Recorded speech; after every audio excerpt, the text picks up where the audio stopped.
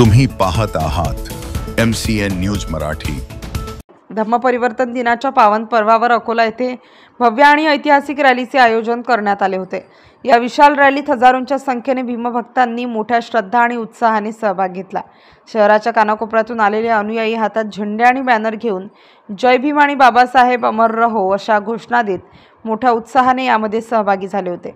शहरातील प्रमुख मार्गावरून आकर्षक देखावे आणि धम्माशी संबंधित संदेशासह ही रॅली पुढे सरकत गेली। या झाक्यांमधून डॉक्टर बाबासाहेब आंबेडकर यांच्या संघर्षमय जीवन प्रवासाचे आणि बौद्ध धर्माच्या शिकवणीचे दर्शन घडवण्यात आले। शेवटी हा विशाल भीमभक्तांचा काफिला अकोला क्रिकेट क्लब मैदानावर पोहोचला, जिथे मुख्य कार्यक्रमाचे आयोजन करण्यात आले होते। कार्यक्रमादरम्यान भीमभक्तांसाठी पिण्याच्या पाण्याची आणि भोजनाची विशेष सोय करण्यात आली होती, ज्यामुळे कोणालाही कोणतीही गैरसोय झाली नाही आणि सर्वांनी उत्साहाने सहभाग घेतला।